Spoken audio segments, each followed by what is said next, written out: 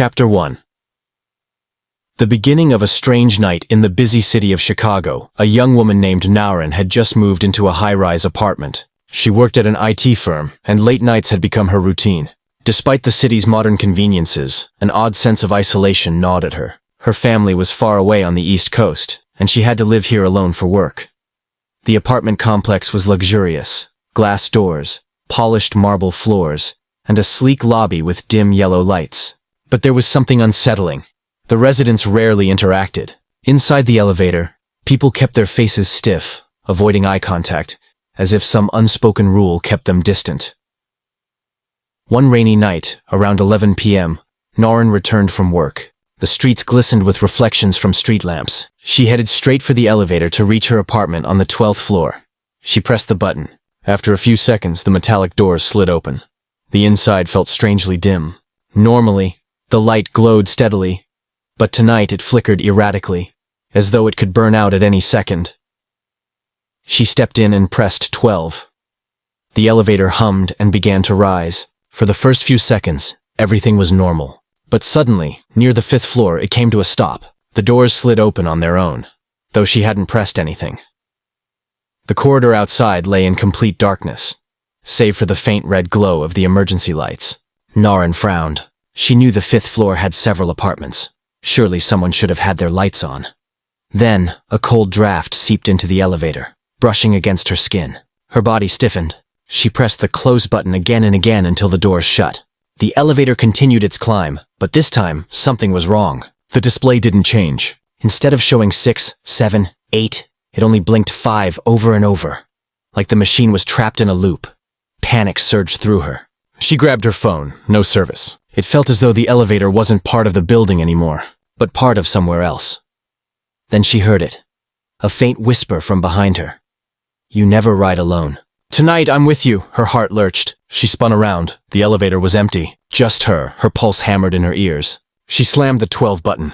With a violent jolt, the elevator shuddered upward. At last, the doors opened on the 12th floor. She rushed out, too terrified to look back. But the moment she entered the corridor, she froze. The entire floor was cloaked in silence. Every door was closed. On the wall, the clock hands were stuck at 3 a.m., yet she knew it was only 11 p.m.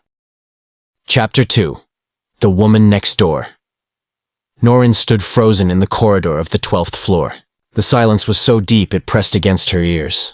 The faint hum of electricity, the usual buzzing of a fluorescent bulb. Gone.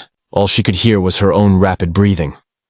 Her eyes darted toward the wall clock again. 3 a.m. The hands had not moved a fraction. Her heart hammered. "This is impossible," she whispered to herself. She pulled out her phone again. The screen lit up but showed no service. The hallway stretched ahead, long and sterile, lined with identical doors. She had passed through it 100 times before, yet at that moment it looked wrong, too quiet, too empty. She hurried toward her apartment, fumbling for her keys. The metallic sound of the key sliding into the lock echoed unnaturally loud. She slipped inside, slammed the door shut, and pressed her back against it. Her apartment looked normal. The faint hum of the refrigerator comforted her. She dropped her bag on the couch, turned on the lights in every room, and poured herself a glass of water. Her hands trembled so badly the glass nearly slipped. She muttered, "It's just stress. Overtime, lack of sleep. I imagined it." But then 3 knocks echoed on her door. Knock, knock, knock. She froze, the glass still in her hand. Her eyes flicked to the clock on the wall. 11:15 p.m. "Wait," she whispered. The hallway clock said 3. The knocks came again, harder this time. Swallowing, she crept toward the door and peered through the peephole. An old woman stood there, her back hunched, silver-gray hair spilling from beneath a worn scarf. Her skin was pale, her eyes sunken but sharp. Naurin had never seen her before. Who are you?" Naurin asked, her voice barely audible. The woman leaned closer to the peephole as if she could sense Naurin watching. Her lips moved slowly. "Don't take the elevator after midnight." Naurin's breath caught. She stumbled backward from the door. When she dared to look again, the hallway was empty. The next morning, Naurin tried to convince herself it was just a dream. She sat at her office cubicle, sipping burnt coffee, staring blankly at the glowing monitor. But her mind kept circling back to the whisper in the elevator, the unmoving clock, and the old woman's warning. By afternoon, curiosity gnawed at her. She decided to ask around. At the building's lobby, she approached the security guard, a middle-aged man named Tom, who sat reading a sports magazine behind the counter. "Excuse me," Norrin began, trying to sound casual. "Do you know if, an elderly woman lives on the 12th floor? Small frame, gray hair, scarf. Maybe in her 70s? Tom looked puzzled. "On 12? No, ma'am, I don't think so. Most folks there are young professionals like you. A couple of families, sure, but no one that old." Norrin's stomach tightened. "Are you sure? I thought I saw her last night." Tom chuckled. "You must be mistaken. Or maybe you ran into a visitor, but trust me, I'd know if someone like that lived here." Norrin forced a smile, thanked him, and left. That night, she returned home earlier than usual, determined to avoid the elevator after midnight. She cooked, scrolled on her phone, watched Netflix, anything to keep her mind busy. By 10:30 p.m., she was ready for bed. But sleep didn't come. Every creak of the building, every gust of wind outside made her flinch. At 11:55, she was still wide awake, staring at the ceiling. And then she heard it. The ding of the elevator arriving on her floor. She froze. No one should be using it at this hour. Her curiosity burned hotter than her fear. She crept to her apartment door, pressed her ear against it, and listened. The hallway was silent for a few seconds. Then came the sound of slow, deliberate footsteps. Step, step, step. They grew louder, closer. They stopped right outside her door. Her hand hovered over the lock. She wanted to check the peephole, but her body refused to move. And then, 3 knocks. Knock, knock, knock. Her heart pounded. This time she forced herself to look. Through the peephole, she didn't see the old woman. She saw nothing. The hallway was empty. But the knocks continued, louder, harder, though there was no one outside. Naren stumbled back, clutching her mouth to keep from screaming.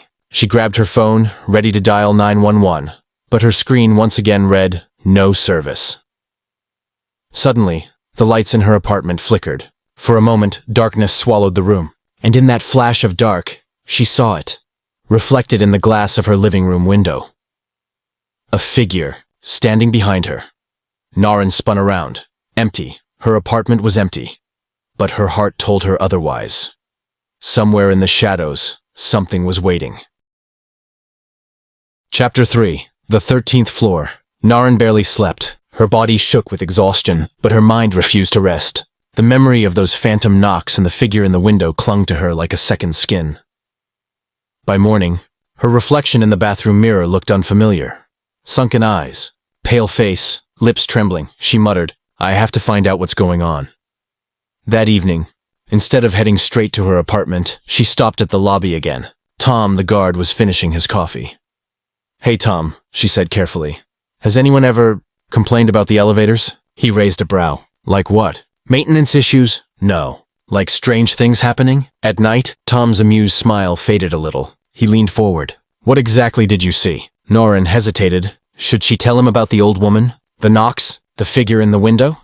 No, he'd think she was losing it. Instead, she asked, "Does this building have a 13th floor?" Tom stiffened. He didn't answer right away, just scratched the back of his neck. "Officially? No. Elevators skip from 12 to 14. Superstition, you know?"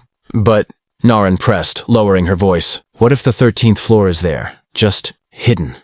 Tom's eyes darted toward the elevators. He lowered his voice too. "People say strange things happen if you stay in there too late. Doors open on floors that don't exist. Lights flicker. You might see things." "See things?" He looked almost regretful. "Some folks say they saw a floor between 12 and 14. They swear it was 13, but no one stays long enough to check." Naren's blood ran cold. "And the people who saw it? What happened to them?" Tom exhaled sharply, folding his magazine shut. "They moved out, or just disappeared." That night, Naren sat cross-legged on her couch, staring at the clock. Every tick tightened the knot in her chest. The building seemed to fall into silence again. The hum of the fridge dulled, the outside traffic muted. Midnight. The elevator dinged. Her whole body tensed. This time, instead of hiding, she grabbed her keys and phone and stepped into the corridor. The elevator doors stood open at the end of the hallway, spilling pale light onto the floor. No one was inside. Her legs carried her forward before her mind could object. She stepped in. The doors closed. The buttons glowed softly. G12, 12, 14, no 13. Her hand hovered over 12. But before she could press it, the elevator jerked violently. The lights flickered. And then the button panel shifted. A new number appeared. Her breath caught. The elevator was moving on its own, creeping upward. When it stopped, the doors opened with a hiss.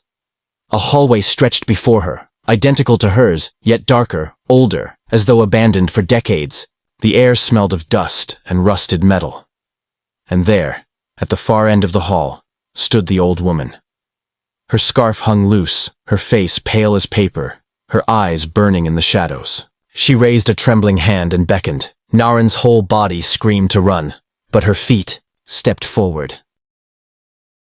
Chapter 4. The Doorway. Naren's knees felt weak, yet something stronger than fear was pulling her forward. Each step echoed in the hollow corridor, as if the building itself was listening. Her skin prickled. The air was colder here, colder than any place she had ever stood in. The hallway looked almost identical to her own floor, yet it carried the weight of abandonment. Wallpaper had peeled in long strips, curling at the edges like dried skin. Rust seeped down from pipes overhead, leaving dark stains across the cracked walls. The smell was unbearable. Dust, mold, and something metallic, sharp like blood left too long in the air.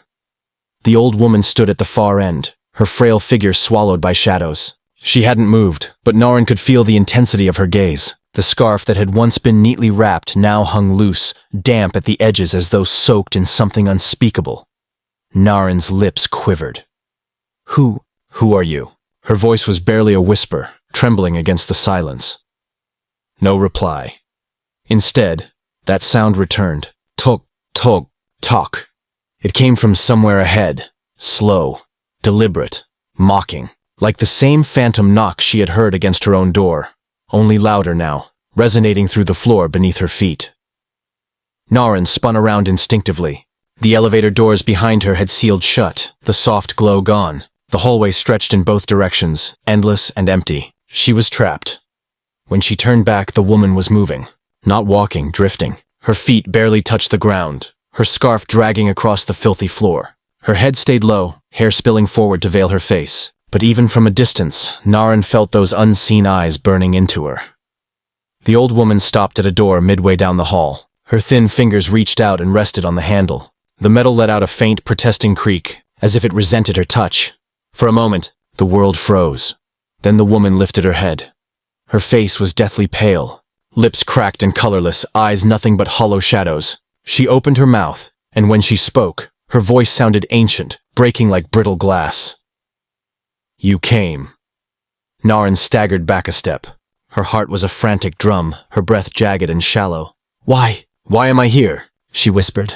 "Is this really the 13th floor?" The woman's lips stretched into something resembling a smile, crooked, unnatural, too wide.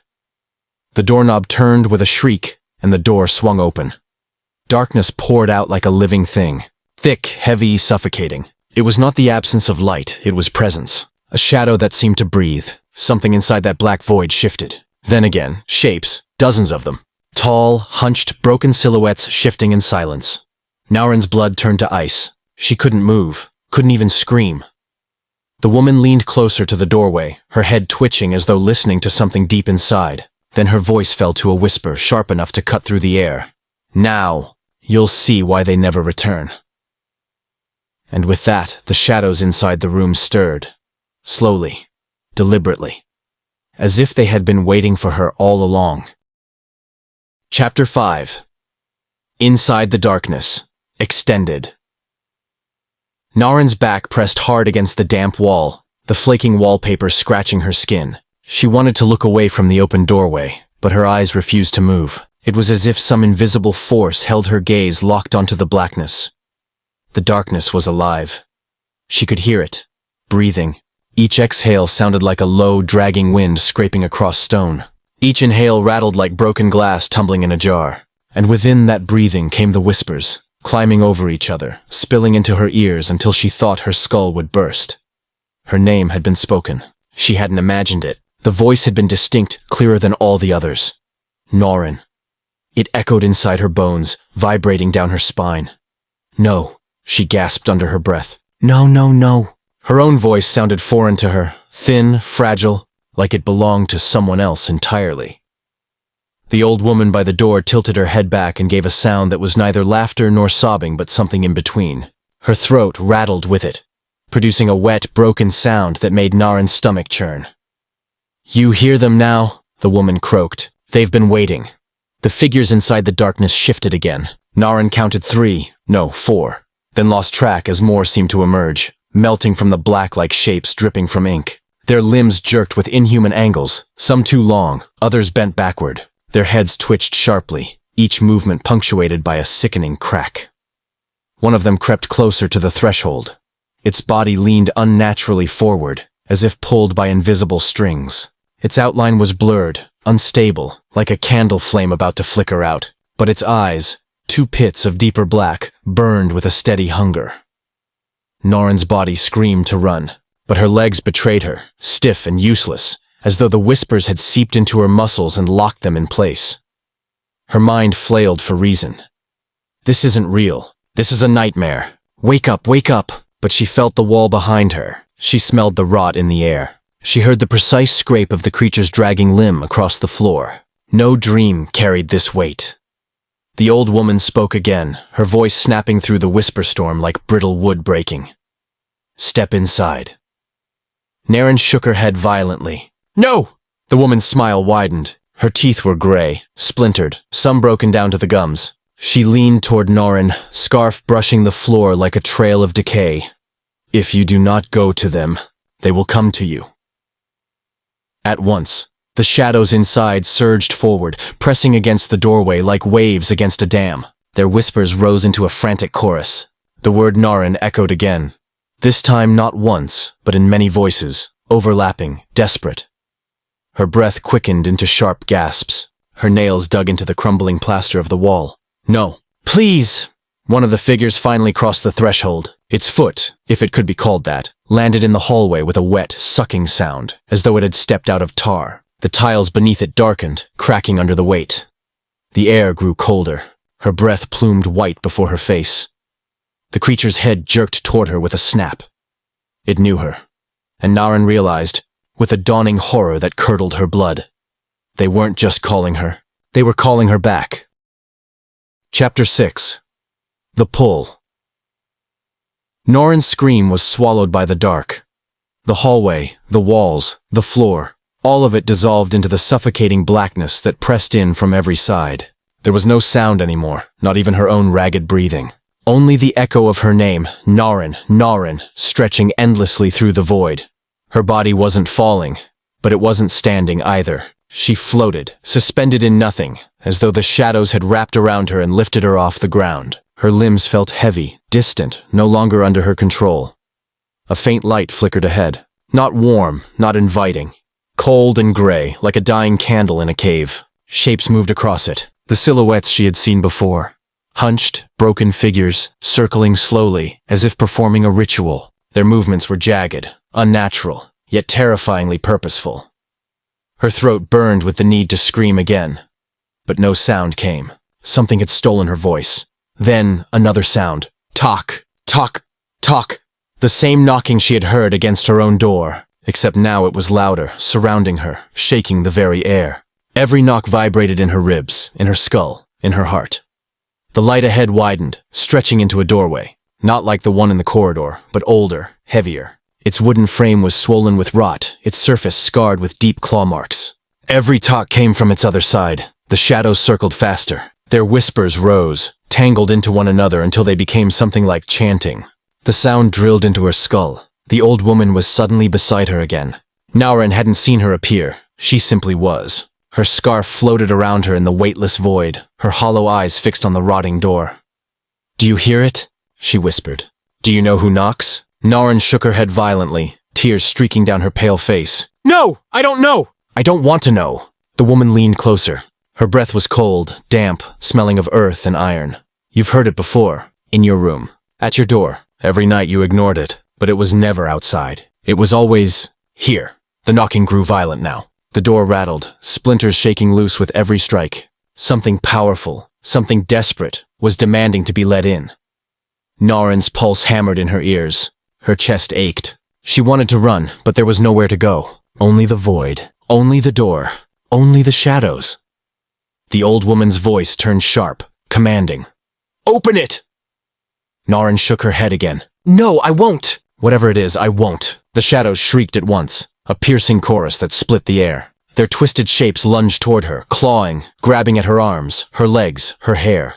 She thrashed, kicking and pulling, but their touch seeped into her like ice, numbing her flesh. The old woman didn't move. She only watched with that unreadable face.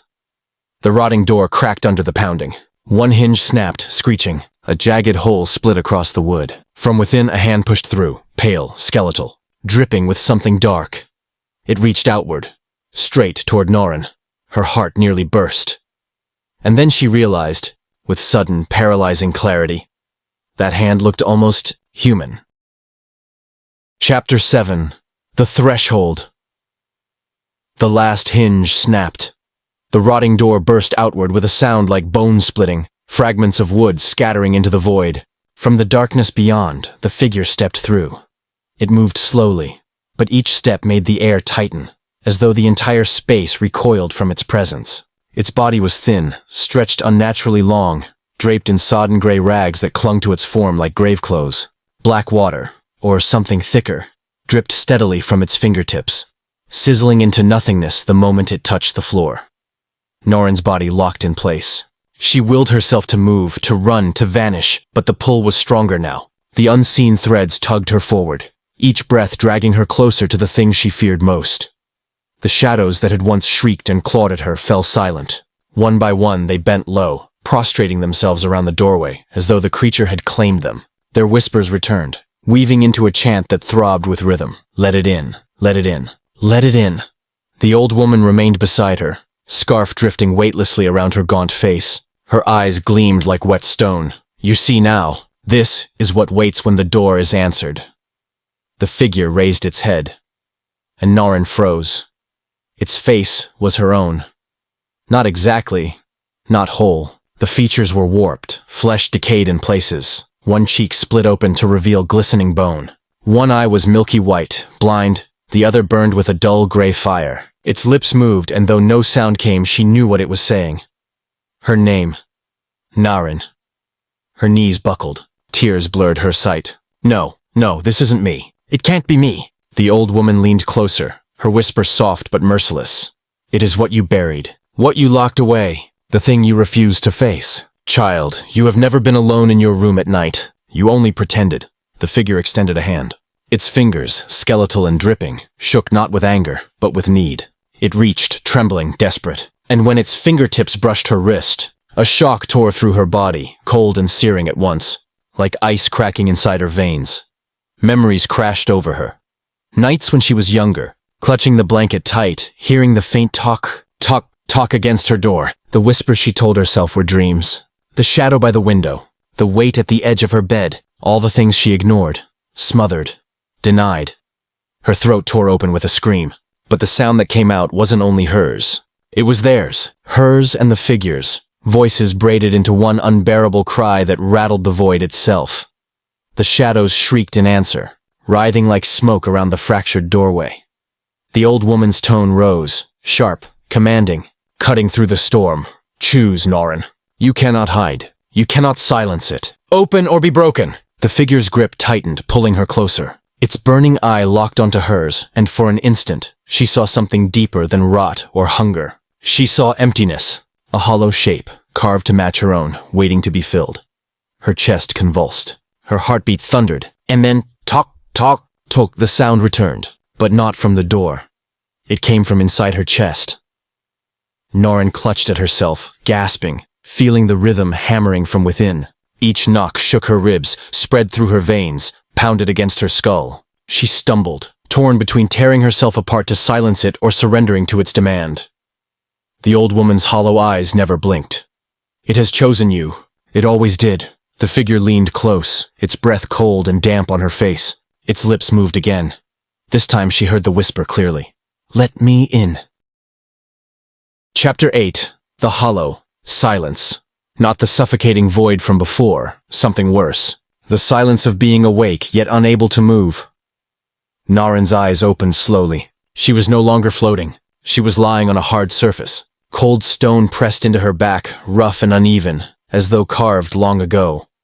Above her, there was no sky, only endless darkness, broken by faint cracks of gray light seeping through unseen walls. She tried to lift her arms, but her body felt heavy, pinned. The knocking inside her chest had stopped, but its echo lingered, like phantom pain. Something shifted at the edge of her vision. The old woman, standing once more, motionless, her scarf sagging lifelessly, her hollow eyes fixed on Norin with unblinking patience. And behind her, Norin froze. The figure, no longer in rags, no longer dripping with rot. It stood upright now, cleaner, sharper, more defined. Its face still bore her features, but less broken, less corpse-like, almost whole. It was changing, becoming her. Norin tried to speak, but her voice scraped out weak and hoarse. What? What are you? The figure tilted its head, its lips curved. Not quite a smile, not quite a sneer. When it spoke, its voice was hers. I am what you left behind. Her stomach lurched. She forced her body to move, to crawl backward, but her arms trembled like wet paper. The stone beneath her hands was damp, slick with something dark. She didn't dare look at what it was. The old woman's voice drifted across the chamber, low and steady. You see it now, don't you? Piece by piece it returns. The longer you run, the stronger it becomes. The more you deny, the deeper it grows. The figure crouched low, eyes burning faintly. Its hand reached out again. Not violent this time, but calm, inviting. You've carried me all your life. Every knock was me asking to be heard, and every time you turned away, you made me hungrier. Naren's throat closed. She shook her head, tears streaking down her pale skin. No, I don't want you. The figure's gaze softened, almost tender. It doesn't matter what you want. I am already inside. The chamber trembled. The cracks of gray light widened, spilling across the stone like veins. The shadows that had bowed to the figure earlier seeped out again, crawling along the floor, circling Norin. This time they didn't whisper. Let it in. They whispered something new. She is hollow. Fill her, fill her, fill her. Norin clutched her chest. The knocking began again. Slow, steady, but from deeper than before. And as it echoed inside her, she realized something with sickening clarity. The door hadn't opened yet. It was still locked. But now, the thing inside her had found the key. Chapter 9. The Key. The chamber did not breathe. Norin lay sprawled on the cold stone, her body pinned by coils of shadow, each one slick and cold as oil.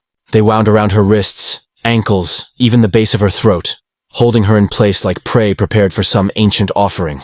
Her scar, always just a line, always just a memory, was no longer quiet. It had split open, wet and raw, bleeding with an urgency that made her heart pound harder. The blood didn't fall the way blood should. It lifted, thread-like, tugged upward by something unseen.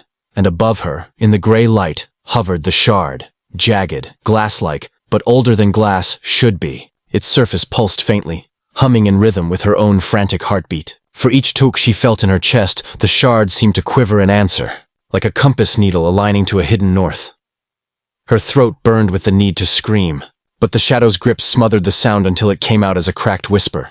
Stop, please. The old woman stood at the edge of the chamber, her scarf drifting weightless in the still air. Her eyes were pits, yet they seemed to see everything inside Norin at once. Her fear, her pain, the memories she tried to bury. The wound is the doorway, the woman said softly. Every silence you gave it, every night you ignored the knocking, carved the lock deeper. And now, she raised a bony finger toward the shard. The key has come to claim its place. The figure moved closer. It was no longer a blur of bone and shadow. Flesh had knit across its face, features taking shape.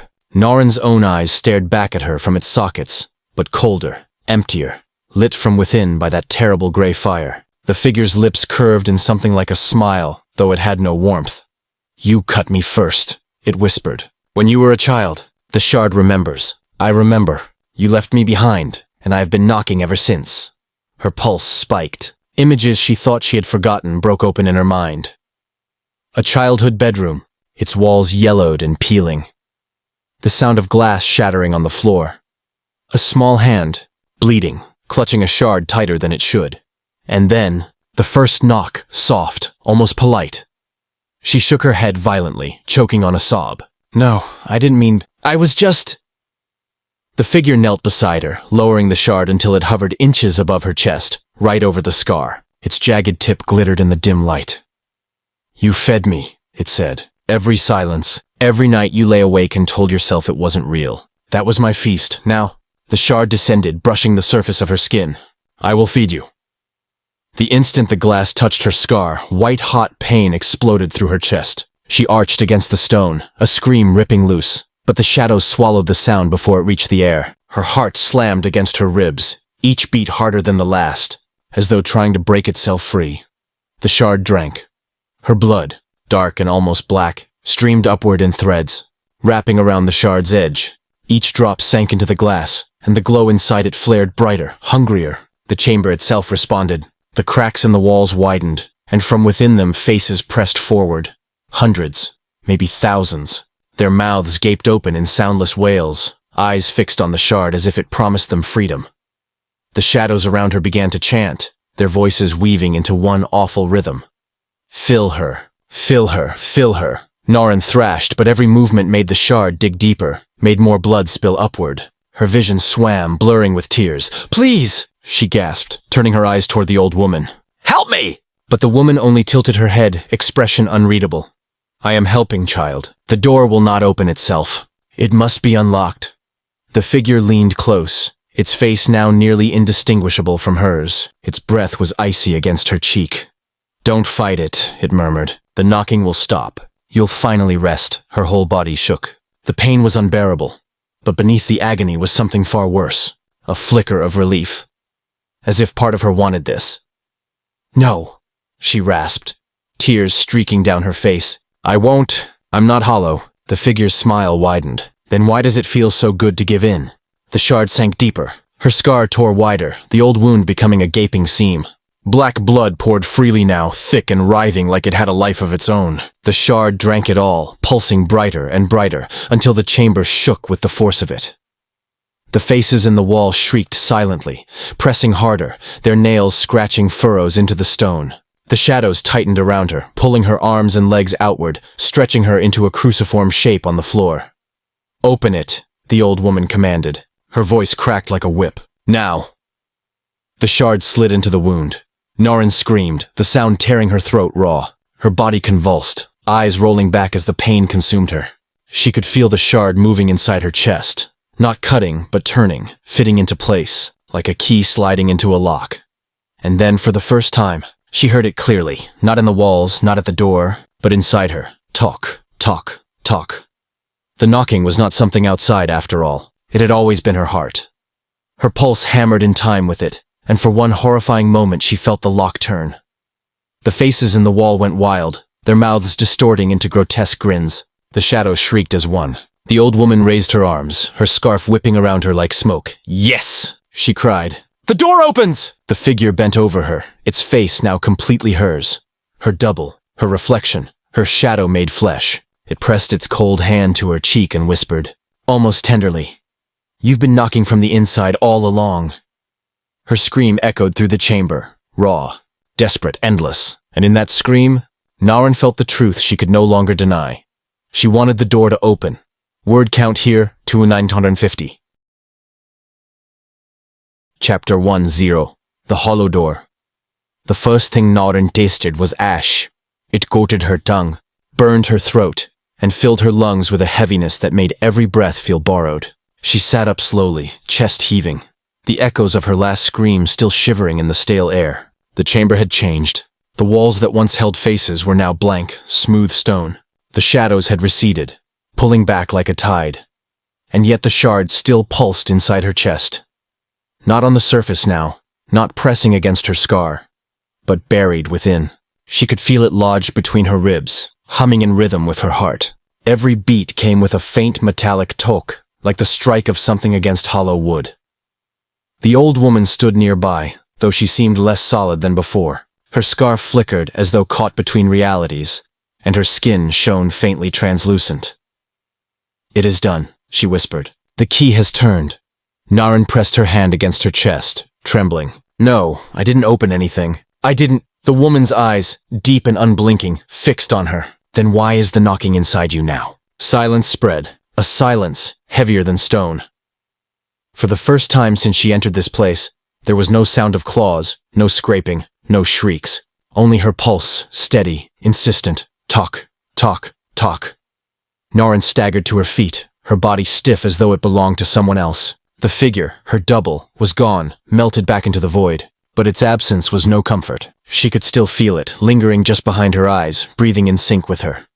"What happens now?" she asked, voice breaking. The old woman did not answer. She turned slowly and gestured toward the far end of the chamber.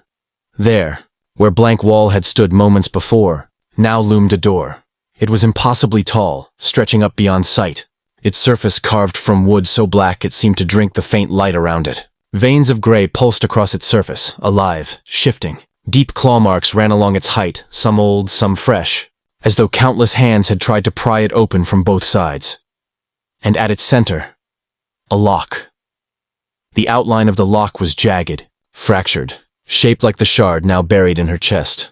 Naren's knees weakened. She knew, before the woman spoke, what was expected of her. "You carry the key," the woman said. "Only you may open it." Naren shook her head violently. "No, I won't. I don't care what's behind it. I'm not opening it." The old woman stepped closer, her presence colder than the air itself. "Child, you already began. When you let the shard inside, the door stirred. The knocking you hear is not just your heart. It is what lies beyond, answering you." Her pulse thudded harder, matching the rhythm in the lock. Talk, talk, talk. The door shuddered faintly with each beat. Naren backed away, pressing herself against the cold stone. "I don't want this!" "I didn't ask for this." The woman's expression hardened. "Do you think any of us asked?" Her voice echoed strangely, splintering into many tones at once. For a heartbeat, Naren thought she saw not one woman, but dozens layered atop each other. Hollow-eyed faces, mouths whispering, hands outstretched, all of them draped in the same floating scarf. Naren squeezed her eyes shut. "Why me?" she choked. "Why not someone else?" The chorus of voices answered as one. "Because you cut first blood. Because the shard chose you. Because the door has been knocking inside you since the night you first bled." Memories tore through her. The childhood cut. The silence. The years of ignoring the faint knocks at night. Had she really believed they were dreams? Or had she always known deep down that something was waiting? Her chest ached as though the shard twisted inside her. The door pulsed again, louder, shaking dust from the chamber ceiling. The old women, lifted their arms. "It calls, and you will answer, or it will break you from within." Naren fell to her knees, clutching her chest. The knocking thundered now, each beat a hammer blow against her ribs. She screamed, but the sound was swallowed, muffled by the rhythm inside her. She staggered forward without meaning to, her feet dragging across the stone floor. Each step synced with the toke in her chest, pulling her closer to the door. "No!" she gasped, digging her nails into the floor, leaving bloodied trails. "I won't!" The door loomed closer, its surface alive with shifting veins, its lock glowing faintly in rhythm with her heart. Her reflection flickered across the wood, her face pale, lips trembling. And then another reflection behind it, her double, smiling coldly. "Open," it mouthed.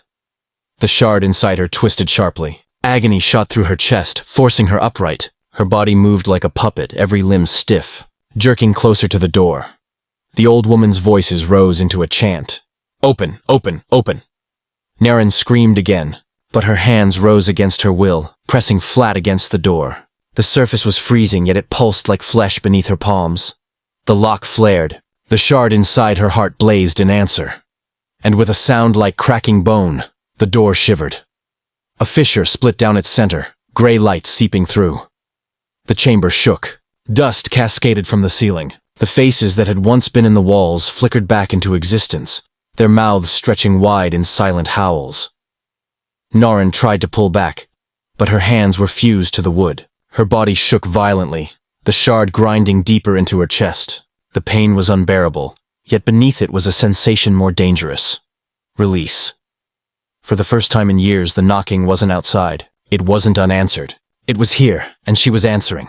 The fissure widened. A single hand reached through, skeletal, dripping with black fluid that hissed when it hit the floor. Naren's double pressed its face against the crack, eyes glowing with cold fire. "Almost," it whispered. "Almost free." The old woman's chorus shrieked, half in triumph, half in terror. Naren's vision blurred. Her heart hammered against the shard. She felt as if she would split apart. But deep inside, a voice, her own, not the double's, not the old woman's, and whispered, "If you open it, there is no closing it again." She clenched her teeth, fighting against the pull. The shard seared her from within, trying to turn, to finish unlocking. Her nails tore against the wood as she forced herself back. The hand pushing through the fissure clawed desperately, black nails raking furrows into the wood. "Open!" her double screamed. "You are me! No!" Norin roared, blood spraying from her lips. "I am not you!" For one impossible moment, her will pushed back against the shard. The fissure halted. The hand froze mid-reach. The chamber shook harder, cracks spreading through the ceiling. The old woman's chorus wailed in fury. "You cannot resist forever. The door is yours. The key is inside you." Norin fell to her knees, still pressed against the door, sweat and blood streaking her face. Her vision dimmed at the edges, but her will burned sharper than the pain. "I don't care," she hissed. "I won't be your hollow." The shard pulsed violently, but she clutched her chest, forcing her own heartbeat slower, dragging it back under her control. Each talk grew weaker, fainter, until the fissure in the door began to close. The hand shrieked, a sound that tore through the chamber. Her double slammed against the other side, screaming wordless fury as the crack sealed shut. And then, silence. The glow faded from the lock. Norin collapsed onto the cold stone, gasping, her body slick with sweat and blood. The shard inside her chest lay dormant, silent for the first time. The old woman stood above her, her form flickering in and out, as though pieces of her were being stripped away. Her voice was brittle now, barely more than a whisper. "You have delayed it, but you cannot destroy it. The key is bound. The door will knock again." Norin forced herself onto her elbows, staring at the place where the door had stood. The surface was smooth once more, as if it had never existed. She spat blood onto the floor and whispered back, "Then let it knock." Chapter 11. Paranor Cresta. The silence after the door sealed was not peace. It was the kind of silence that carried weight, pressing down on Norin's shoulders until her breath came ragged, shallow. She lay sprawled on the stone floor, sweat cooling against her skin, the phantom ache of the shard still twisting in her chest. But the shard was not gone.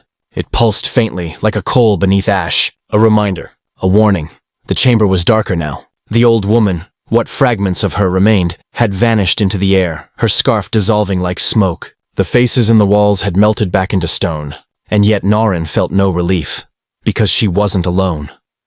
The air shimmered at the far edge of the chamber. At first it was like heat haze, the wavering blur of desert sun, but then it thickened, darkened, until it became a shape. Tall, angular, wrong. Cresta. The name formed in her mind before the shape was fully real, as though she had always known it. The syllables felt ancient, heavy with rot, carried from some language she had never learned but somehow remembered. The figure did not walk. It unfolded, joint by joint, too many limbs bending in too many directions. Its body was not flesh, but something between shadow and bone, its surface rippling with faces that appeared and vanished in a heartbeat. Its head, if it was a head, tilted unnaturally, revealing eyes like cracks in the void, burning faint silver. Norin's blood froze. "You closed what should have opened," Cresta said. Its voice was not one, but hundreds layered together, deep and shrill, male and female, human and not. The sound rattled in her ribs, scraping against her heart. Norin forced herself to stand, though her knees shook beneath her. "Stay away!" Cresta's head cocked farther, the sound of bones splintering sharp in the air. "You think you resist, but resistance is only another way of opening. The shard beats with you. The lock knows your blood." Her chest seared at the mention. The shard pulsed violently, echoing Cresta's words. She staggered back, clutching her shirt as though pressure alone could smother the thing inside her. "I won't open it," she gasped. "Not for you, not for anything." The thing unfolded further, filling more of the chamber. Its limbs scraped against the ceiling, leaving streaks of darkness that didn't fade. "You mistake me," it said. "I am not the one who knocks. I am the space between, the silence you feared, the hollow where the knocking grows loudest." The shadows at the floor began to slither, coiling toward her feet like snakes. Norin scrambled back until her spine struck the wall. You've been here all along," she whispered. "In the silence. Cresta's many voices laughed, a sound like glass shattering. Every night you buried your head in your pillow, praying the knocks would stop. Every morning you told yourself it was only a dream. That denial, its limbs twitched, sharp claws raking invisible seams in the air, was me. You carried me into every silence. You fed me with every unanswered knock. Naren's hands shook violently. The room tilted, her pulse surging until the shard throbbed like molten iron in her chest. Why? She cried. Why me? Cresta lowered itself, its face, or what passed for one, close enough that she could smell damp earth, rust, and something older, like stone coffins pried open. Because you are the door, it whispered. Her throat clenched. No, I closed it. The laughter rose again, but now it was harsher, angrier. You delayed. Nothing more. The knock is eternal. Every beat of your heart calls. And Cresta's claws flexed, gouging the air itself. I am patient. The shard seared suddenly, and Naren collapsed to her knees with a scream. Her vision blurred as silver veins spread across her skin, crawling outward from her scar. They pulsed in rhythm with her heart, glowing faintly in the dark. Cresta's shape expanded, towering over her. Yes, feel it. The key is no longer stone, no longer wood. It is flesh. It is you. Her scream broke into sobs as she clutched at her chest. I don't want this. I don't want to be your key. The shadows swarmed, crawling up her arms, winding into her hair, tugging her head upward until she was forced to meet Cresta's gaze. You are not mine, Cresta said, voice softer, more intimate. You are yourself, but the hollow in you... It pressed one jagged limb against her sternum. The shard flared in answer. That belongs to what knocks, and it will not stop. The walls of the chamber shuddered. Deep fissures cracked through the stone, and from within them faint whispers leaked. Not words, not yet, just a rising tide of sound, growing louder with every heartbeat. Naren pressed her palms over her ears, but the whispers burrowed straight into her skull. Open, open, open. She thrashed, clawing at the stone floor until her nails split and bled. Shut up, shut up! Cresta leaned close, so close she felt its breath, cold, damp, like soil freshly unearthed. You think you silence them by closing your ears? You think the shard lies quiet because you beg? No, child. Its claws curled around her shoulders. The only way to end knocking is to answer it. Naren shoved back, blood smearing her face. I'll never answer. Cresta's laugh fractured the chamber. The walls rippled like water, and from their surfaces hands pushed through, skeletal, pale, twitching, countless. They clawed at nothing, grasping at air. You already have, it hissed.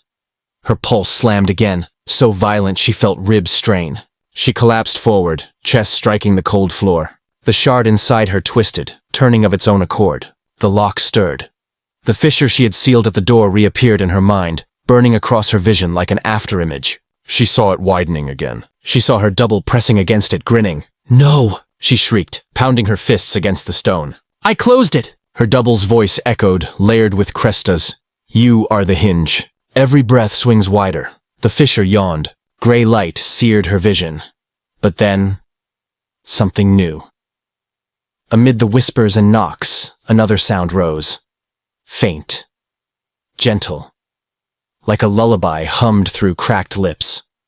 It wasn't Cresta's voice. It wasn't the double's. It was hers. Her own voice from long ago. A child's voice. She froze, tears blurring her sight. The song was one she remembered humming under her breath as a girl, to drown out the sound of the knocking when it first began. Her voice, small but steady. Don't listen. Don't open. Don't let it in. The shard faltered, its pulse stuttering. The fissure in her mind flickered. Cresta recoiled, its limbs snapping backward with a screech. What is this? Naren clutched the memory tight, pressing her bloodied hands to her chest. Me, she whispered. Not the key. Not the door. Me! Her child self's song rose louder in her ears. The whispers dimmed, faltering against it. Cresta shrieked, its body fracturing into shards of shadow and bone, its many faces contorted in fury. You cannot silence the hollow! You are hollow! Naren forced herself to her feet, every muscle shaking. She stared into Cresta's blazing silver eyes, her own voice steady for the first time. Maybe I am hollow, she said, but that means I choose what fills me. The shard blazed once, violently. Then, with a sound like shattering glass, its glow collapsed inward. The chamber plunged into darkness, and Cresta's scream tore the silence apart. Chapter 12. The Shard's whisper. The silence that followed Cresta's scream was deeper than before. Not empty, not safe. It was the silence of something waiting. Narin stood trembling in the dark chamber, her hands still pressed to her chest where the shard burned faintly, a coal buried under skin. Her breathing rasped, the echo bouncing off the walls as though the chamber itself breathed with her. The shadows had stilled. Cresta's body had fractured and dissolved, yet Narin felt its presence clinging to the air, like smoke that refused to clear. She could still hear it, faint cracks of bone, distant whispers of layered voices, drifting through the hollow black. "Not gone," she whispered, her own voice breaking. "Never gone." She staggered forward, groping blindly until her fingers scraped rough stone. The chamber's walls pulsed faintly, veins of silver light threading through them, pulsing in rhythm with her heartbeat. The shard was bleeding into the place. Narin stumbled back, clutching her chest. "Stop! Stop it!" The silver veins pulsed faster. The chamber groaned, like a body twisting in pain. Then, a voice. Not Cresta's, not her double's. This voice was softer, close, as if whispered directly into her ear. "Narin." She froze. Her knees weakened. She knew that voice. She had heard it in fragments, in dreams, in faint echoes through the walls of her childhood room. Her mother's voice. "Mama?" Her throat closed. Tears blurred her eyes as she turned in circles, searching. Where are you?" The voice came again, trembling, fractured. "I told you never to listen, never to answer. Why did you open the shard?" Her pulse slammed. She shook her head violently. "I didn't open it. I fought. I tried to close, but the voice cut her off, sharper now. Lies. You let it in. You carry it. You are the door." Narin's chest constricted. Her nails dug bloody crescents into her palms. No, that's what Cresta said. "That's not you. That's not Mama." The chamber twisted suddenly. The walls melted, reshaping into familiar outlines. Her childhood bedroom. The faded wallpaper with peeling stars. The bed with the crooked wooden frame. The cracked window where the wind once moaned at night. And the door. That same old door. Its wood warped, swollen, blackened. The knocks began again. Talk, talk, talk. Narin's breath shattered. No, not again. Not here. She backed against the bed, her legs trembling so hard she nearly collapsed. The shard throbbed violently, responding to the sound, eager, hungry. Then the door shook. Splinters snapped. The handle twisted, screeching metal. Her mother's voice hissed from the other side. "Why didn't you open when I knocked, Narin? Why did you leave me there?" Her chest split with pain. Memories spilled unbidden. A night long ago, her mother's voice muffled through the wood, begging, sobbing, knocking with desperate fists. Narin, a child, pressing her hands over her ears, hiding beneath the blanket, singing her little lullaby to drown it out. Her throat tore with a sob. "That wasn't you! That couldn't have been you!" The knocking turned violent. Wood cracked. The door bulged inward. "It was me, Narin. It has always been me. Open it." Her ears rang with the force of the words. The shard inside her chest beat in unison with the knocking, pulling, demanding. She fell to her knees, screaming, clawing at her chest as if she could rip the shard out. Her nails scraped skin raw. Blood smeared across her shirt, but the shard only pulsed stronger. Then, silence. The door stopped. The chamber froze, and slowly the handle turned. The door creaked open just a fraction, light spilling through the gap. Gray, cold, suffocating. A hand slipped through, pale, skeletal, soaked in black liquid. But this time, the hand wore a bracelet. A small frayed string with a single wooden bead. Narin's stomach dropped. She knew that bracelet. She remembered threading it on her mother's wrist with tiny fingers, years ago, as a child. Her scream stuck in her throat. The hand reached toward her, trembling. "Narin!" Her vision blurred with tears. Her body shook between two instincts, to run and to reach. The shard's voice pulsed inside her skull. Answer, open, complete. She clutched her head, sobbing. "Shut up! Shut up!" But the whispers layered over each other, building, endless. Open, open, open, open. Her double appeared in the gray light of the cracked door, smiling that wide, terrible grin. "You've already chosen," it said. "The shard beats for me." Narin staggered back. Her chest burned so violently she thought it might tear open. The walls of the room dissolved again into stone, shadows surging in waves. Cresta's broken form flickered across them. Shards of limbs, slivers of faces, eyes burning silver through the dark. You see? It hissed. There is no silence. There is no mother. Only what knocks. Only me. Naren collapsed to her knees. Her voice broke into raw, desperate cries. Please, please just tell me what it wants. What is behind the door? The voices fell silent. The knocking stopped, and Cresta leaned close, its jagged face brushing hers. Behind the door, it whispered, hundreds of voices coiling together. You, only you. The shard blazed like fire, and Naren's scream shattered the chamber. Chapter 13. The Hollow Truth. Naren's scream echoed until it became something else. A whisper, a laugh, a knock, then silence. She collapsed forward, her palms scraping raw against stone. The shard in her chest throbbed like a second heart, its rhythm faster than her own, its voice filling her head with pounding urgency. Open, open, open. Her body trembled as though her bones no longer belonged to her. The air was cold, heavy, charged with something alive. Shadows pressed closer, thick and watchful, breathing with her every ragged breath. She pushed herself upright. Her arms shook violently, but she stood. She had to stand. Behind the door, she whispered. Me, Cresta said. Me. Her throat burned, but that's not possible. The chamber answered with a sound, a low groan, like wood bending, followed by a faint, familiar talk. Her stomach dropped. The sound hadn't come from the walls, not from a door. It came from her chest. She staggered back, clutching herself. No, no, no, no! Her body trembled as another knock pulsed outward, shaking her ribs. Her heart wasn't just beating anymore. It was knocking. The shard inside her flickered like a gray flame, spilling faint silver light through her skin. Veins traced across her arms, glowing lines crawling toward her fingertips. She gasped, clawing at her chest as if she could dig the shard out. From the darkness, laughter rose. Cresta unfolded from the shadows once more, but not as broken shards this time. Its form was clearer, steadier, though still wrong. Its limbs bent at impossible angles, its body rippling with faces, but its presence was solid now, undeniable. You see, it whispered, 100 voices weaving into one. The door is not wood. It is not stone. It is blood. It is you.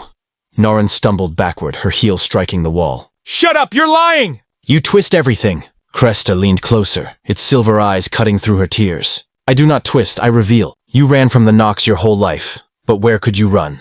The sound was never outside. It was always inside. Her breath caught. Memories tore through her. Every night she had hidden under the blanket. Every time she pressed her hands to her ears. Every desperate song she hummed to drown the noise. The knocks had been in rhythm with her own heartbeat. Her knees buckled. She slid down the wall, shaking violently. No, that's not real. That can't be real. But the shard pulsed again. Talk, talk, talk. And this time, she felt it in her throat, her skull, her teeth. Cresta's claws scraped the stone, carving deep gouges that bled black shadow. The hollow inside you is not emptiness. It is a mouth, and the knock is only its tongue. Do you wish to know what speaks? Her stomach turned. She gagged, bile rising in her throat. Stop. Stop talking. But the shard burned hotter. And then, another voice. Not Cresta's. Her own. From the other side of the knocking inside her chest, she heard it. A voice identical to hers. Older, colder. Let me out. Her scream tore her throat raw. She clawed at her chest, pounding against her ribs until bruises blossomed, but the voice only grew louder. Let me out. You locked me away. You left me in the hollow. Let me out. Cresta loomed closer, its shadows writhing like serpents. Do you see now? The one who knocks is not a stranger. It is you, the piece you cast into the dark, the self you buried. Her vision blurred. No, I didn't. But memory surged. The night of her mother's voice, the desperate knocking, her child self's song. And in that song, hidden beneath the lullaby was a single whispered plea, her own voice. Please, don't leave me here. Her stomach dropped as the truth stabbed through her. The door had never held back something foreign. It held back her. Her double stepped from the shadows then, more solid than ever before. Its grin stretched wider, its eyes bright with hunger. Finally, it purred. You remember? Naren staggered back, her breaths jagged. You're not me. You're not. The double tilted its head.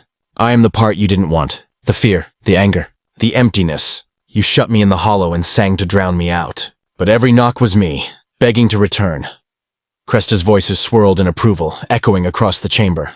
And the shard is the hinge. It binds what is outside to what is within. You are not victim, child. You are architect. Naren shook violently, her tears dripping to the floor. No, I didn't choose this. The double leaned close, its breath a mirror of her own. You did. Every time you refused to open, you strengthened me. Every silence, every denial fed me, and now, I am stronger than you. The shard pulsed once more, and Naren screamed as her body convulsed. Silver veins surged across her arms and face, glowing like cracks in porcelain. The double stepped closer, pressing its hand against her chest. The shard flared in response, recognizing it.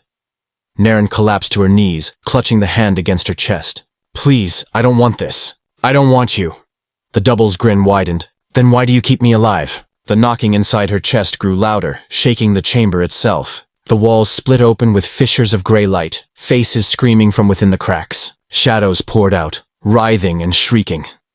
Cresta raised its limbs high, its laughter like thunder. The hollow opens. The door is ready. Naren's sobs tore at her throat. She pressed her forehead to the floor, desperate, shaking, bleeding. Mama, help me! For a moment, just a moment, she thought she heard it again. Her mother's voice, soft, gentle. You are not hollow, Naren. You are whole, remember. The shard stuttered. The silver veins dimmed. Her double's grin faltered, its eyes narrowing. No, don't listen. That voice is gone. Dead. Naren raised her head, her eyes blazing with tears. Maybe she's gone, but I'm not. She forced herself to her feet. Her legs trembled, but she stood. The shard burned in her chest, but she reached toward it, not to rip it out, but to grasp it, to claim it. The double hissed, recoiling. What are you doing? Naren's voice was steady, raw but firm. I buried you once because I was afraid. But fear doesn't make me hollow. Fear makes me human. You're not the whole of me. You're only the shadow. She pressed her palm hard against the shard. Light flared, silver and blinding. The double screamed, its body fracturing, faces tearing apart. Cresta shrieked with it, its massive form collapsing into shards of shadow. No! The hollow is eternal! You cannot close what you are! Naren's body shook violently as she forced the shard's light outward, flooding the chamber. Then I won't close it. I'll carry it, all of it. But it won't own me. The light roared. The chamber split open in a blast of silver fire. The double's scream pierced the dark.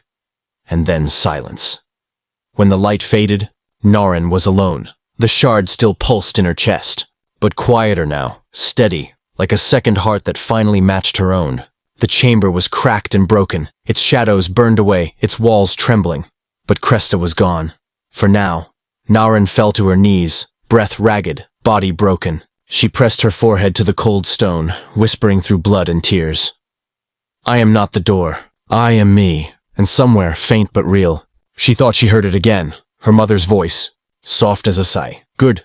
Word count. 3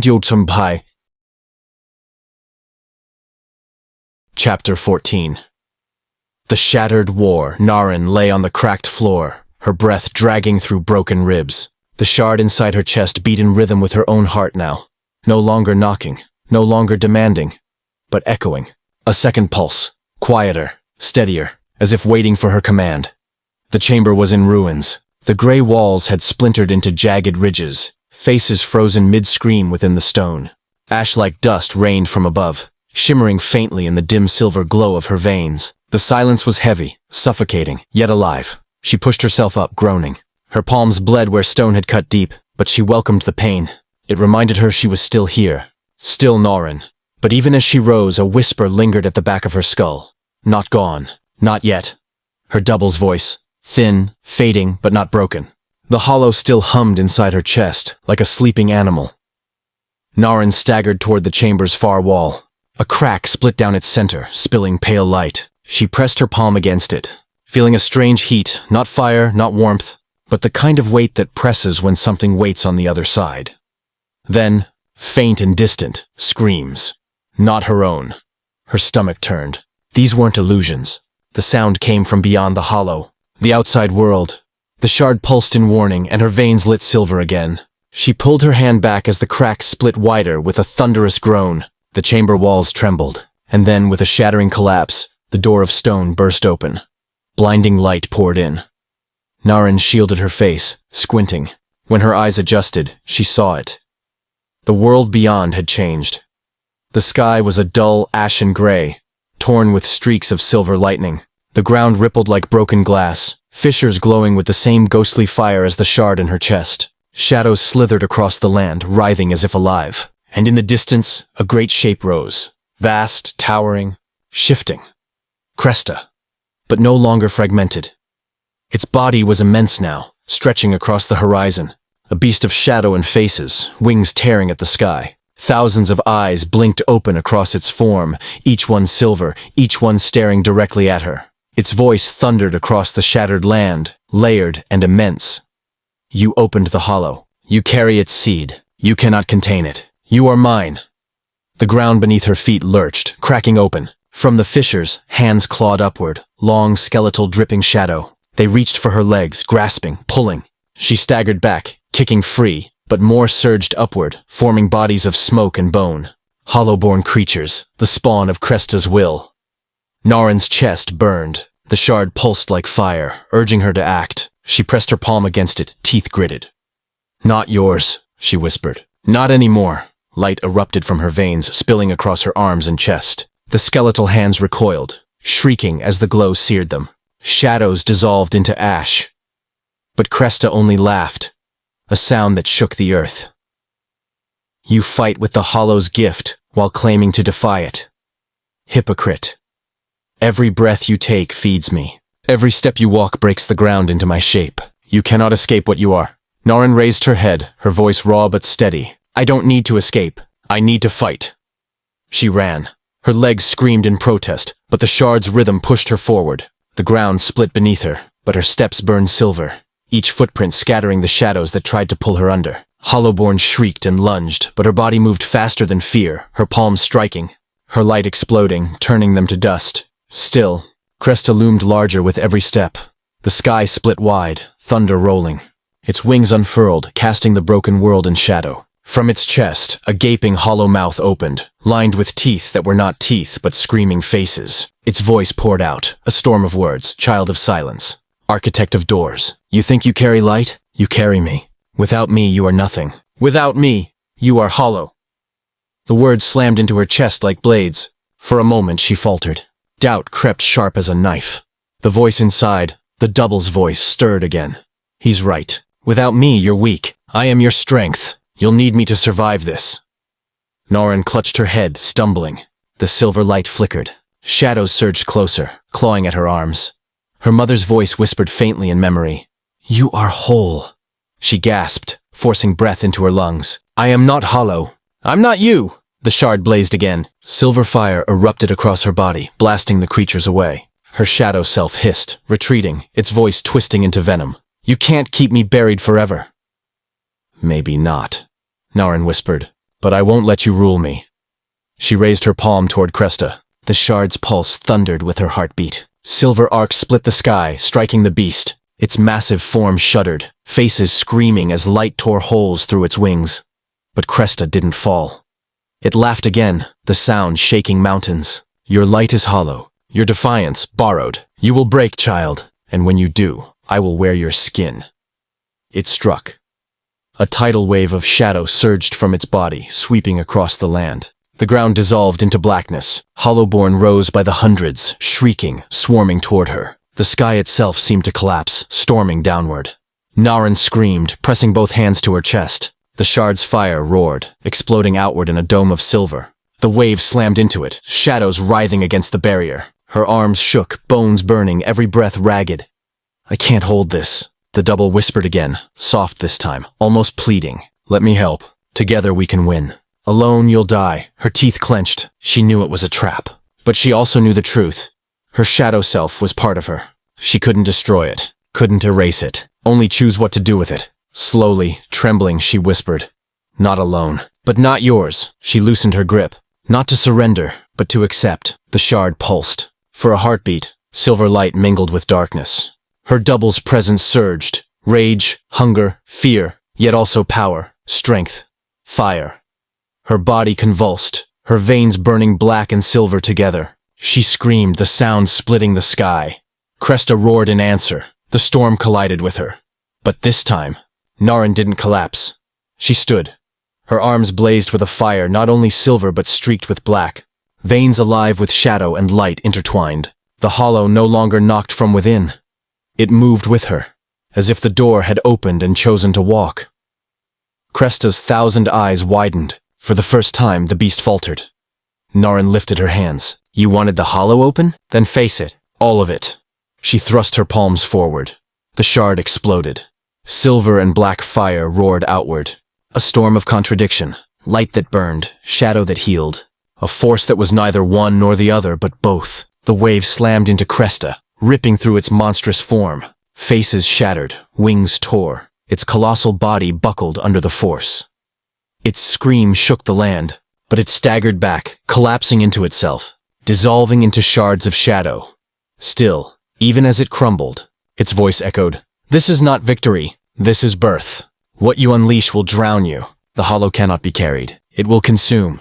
Then silence. The world trembled. The horizon cracked.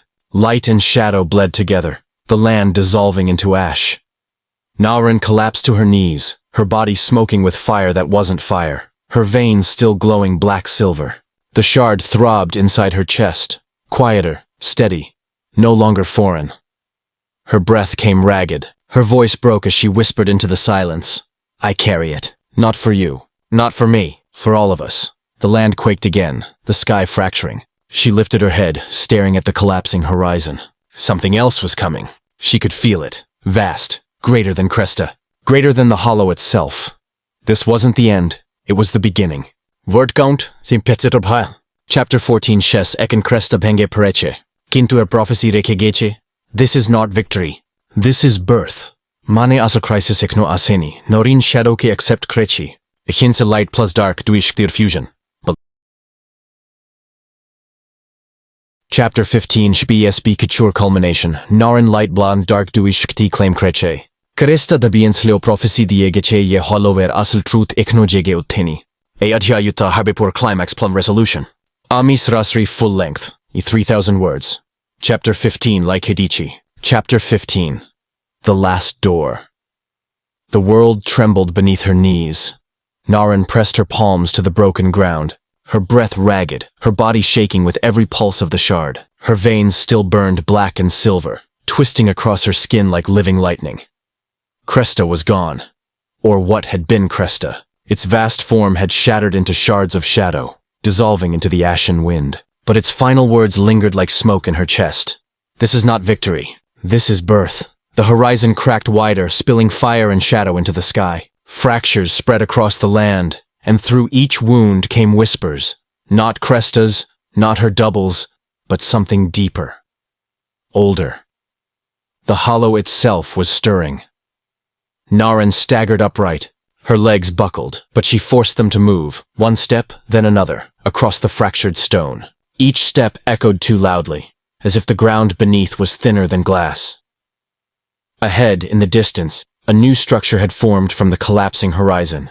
A door, vast, towering, forged from black stone veined with silver fire. It pulsed with the same rhythm as the shard in her chest. The last door.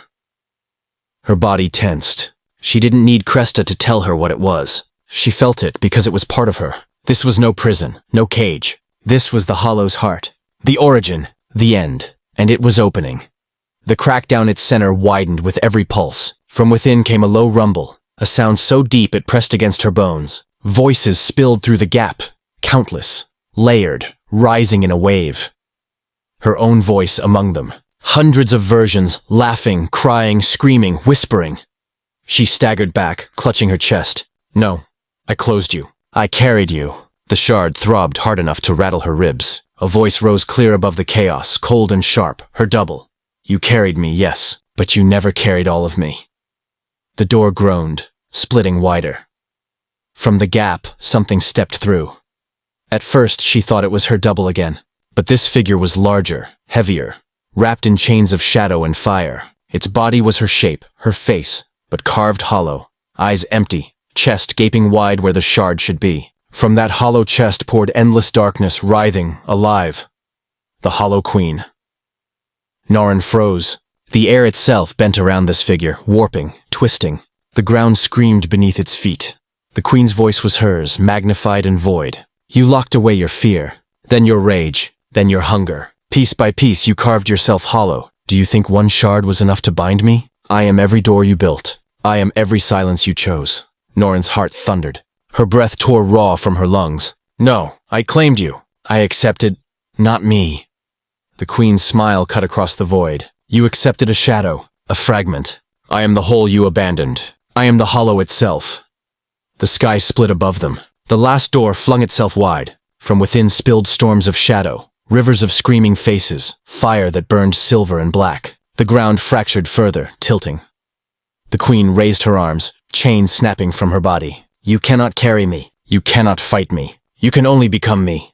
Narin's leg shook. Her shard pulsed frantically, the rhythm mismatched, almost panicked. For the first time since she claimed it, she felt it waver, as if doubting her strength. Fear coiled inside her. She had fought Cresta. She had claimed her double. But this was more. This was not shadow or fragment. This was the void itself, the culmination of every silence she had built. The queen's hollow chest opened wider. From within spilled tendrils of darkness, slamming into the ground, tearing fissures across the land. Narin staggered back. Then her mother's voice whispered in memory, soft, gentle, cutting through the storm. You are not hollow, Narin. You are whole, remember? Her knees buckled. She pressed a bloodied palm to her chest. The shard burned, almost unbearable. She whispered, voice breaking. Then wholeness means you too. The queen froze. Her smile faltered. Narin lifted her head, eyes blazing silver and black. I am not here to fight you, not to bury you. I am here to claim you. The shard erupted. Silver-black fire exploded from her chest, streaking across the land, striking the hollow queen. The void being shrieked, staggering back, chains reforming around its limbs. Its hollow chest howled like a storm. But Narin didn't stop. She stepped forward, palms raised. You are me, the silence, the rage, the hunger, the fear. You are everything I left behind, and I am done leaving pieces of me in the dark. The shard pulsed with every word. Fire surged from her arms, wrapping around the queen's form. The void being screamed, its voice breaking into 1,000 layers. If you take me, you will drown. You will lose yourself. You will cease to be. Narin's tears burned her face, but her voice was steady. Then I drown as me, not as your prisoner. She slammed her palm to the queen's hollow chest. The world shattered. Silver-black fire consumed everything. The horizon collapsed, the last door splintering into shards that spun like stars. Faces screamed and dissolved into light. The queen writhed, its hollow chest collapsing inward. And Narin screamed as the void poured into her. Darkness rushed her veins, burning, tearing. Light surged with it, fighting, colliding, fusing. Every silence, every fear, every wound she had buried came flooding back. She felt her mother's lullaby, her childhood terror, her double's laughter, Cresta's lies, the hollow's endless knocking. All of it. She thought she would split apart. But then, her voice, small, steady, hers. I am not hollow. I am whole. The fire roared, the queen shrieked, and then silence. The storm fell away. Narin collapsed to the ground. The land was no longer broken glass, but solid stone. The sky was no longer ash, but pale dawn. The last door was gone, the fissures sealed. Her chest still glowed faintly, silver-black veins pulsing steady. The shard was no longer separate. It was gone, or rather fused, a second heart no longer. Only one, hers. She pressed a trembling palm to her chest. Her breath steadied. Her tears fell silently. The hollow queen was gone. Cresta was gone, but not destroyed. Inside her, she felt it all. Fear, rage, hunger, silence. The pieces she had tried to bury, the shadows she had fought. They were not enemies now, not prisoners. They were hers. For the first time in her life, Narin felt whole. She raised her head. The dawn stretched across the horizon, soft and golden. The ruins of the hollow glimmered faintly, fading into silence. And then, her mother's voice. Not memory, not illusion, real. You did well, my child. Narin's breath caught. Tears blurred her vision. Mama? But there was no figure. Only the voice, soft as wind. You carried it all. You chose to be whole. That is all I ever wanted for you. Her throat broke with a sob. I'm scared. What if it comes back? What if I fail? The wind whispered, warm against her cheek. Then you stand again. That is what it means to be whole. Narin closed her eyes. pressing her forehead to the earth. She whispered, "Steady. I am not the door. I am not the hollow. I am me." The shard's glow dimmed into stillness. The dawn rose, and the hollow was silent. Word count: 3, 20. Chapter 16. The Quiet Dawn. The dawn did not roar with fire or shadow. It came softly. For the first time in what felt like years, the horizon held a quiet light, thin, golden, fragile. It washed over the broken land like a breath, filling cracks, softening jagged stone, turning ash into soil. Naren sat on her knees, palms pressed to the earth, chest rising and falling with steady breaths. The shard's glow had faded. No second heartbeat, no violent pulse, only her own. The silence was strange, not empty, not hollow, alive. Her eyes lifted slowly. The battlefield where Cresta had towered was gone, dissolved into a plain of pale stone. The fissures had closed. The last door had vanished as though it had never been, and yet she could still feel it. The hollow was not gone. It was inside her now, pulsing faintly like an old scar. A presence without voice, heavy but hers. For a long moment she only breathed. She had forgotten what silence without knocking felt like, forgotten what her own heartbeat sounded like when it wasn't drowned in fear. Her lips trembled. A broken laugh escaped her throat. "I'm alive." The words sounded foreign, unreal. Her fingers curled in the soil. Grass had begun to sprout beneath her palms, fragile blades pushing through the ash. She touched them gently, as if they might vanish, but they didn't. They bent softly under her hand, damp with dew. The world was healing. So was she. She rose unsteadily, her body trembling from the weight of everything she carried. Her legs felt too light, as if the ground might let her fall through, but she stood. In the distance, the ruins of the old village shimmered faintly. The Hollowborn had dissolved, leaving behind broken walls, fallen stones, shattered doors. Her chest tightened. For so long she had dreamed of reaching beyond those doors. Now there were none left. She walked. Each step felt heavier than the last, not from exhaustion, but from knowing there was no turning back. She had passed through every door, faced every knock. There was no childhood song left to shield her. She reached the ruins as the sun climbed higher. Charred beams lay across cracked stone. Houses were nothing more than outlines on the ground. And yet, amid the rubble, she saw movement. Her breath caught. A child, small, frail, clutching a broken doll. Their eyes wide, frightened but alive. Naren froze. She hadn't believed anyone could have survived. But then more shapes emerged. An old woman leaning on a staff. A young boy with soot streaking his face. A handful of villagers thin and trembling but breathing. Her throat burned. "Mama," she whispered, though she knew. Her mother was not among them. Still, the survivors stared at her, their eyes fixed not on her face but on the glow faintly threading her veins. Black silver, dim but undeniable. They flinched. One whispered, "She carries it." Another, "The hollow." Naren's stomach twisted. She took a step back instinctively. The villagers recoiled, clutching each other. Fear. The same fear she had once felt every time she heard the knock. "I'm not..." Her voice cracked. She forced it steady. "I'm not the hollow. Not anymore." But the words sounded weak even to her. Because it wasn't a lie, but it wasn't the whole truth either. She carried it. Always would. The villagers didn't answer. They only stared. Naren's chest ached. She wanted to reach out, to tell them she had fought for them, bled for them. That the hollow was sealed because of her. That she had chosen wholeness for all their sakes. But she saw the fear in their eyes, and the words died. Slowly, she lowered her hand. "I'll go," she whispered. She turned away. The survivors didn't stop her, didn't call her back, only watched as she walked into the dawn. The world stretched wider than she had ever seen it. Beyond the ruins, beyond the fields of ash, there were hills, forests, rivers, broken, scarred, but alive. Naren walked, days blurred. She drank from streams, slept beneath fractured skies, listened to the silence that followed her. Sometimes at night she still heard faint knocks inside her chest. But they no longer terrified her. They were echoes, not commands, reminders of what she carried. Sometimes she dreamed of her double, the shadow self that had once begged to be let out. In her dreams, it walked beside her, not grinning, not mocking, just silent, present. And sometimes, when she woke, she thought she felt her mother's hand on her hair, soft and steady.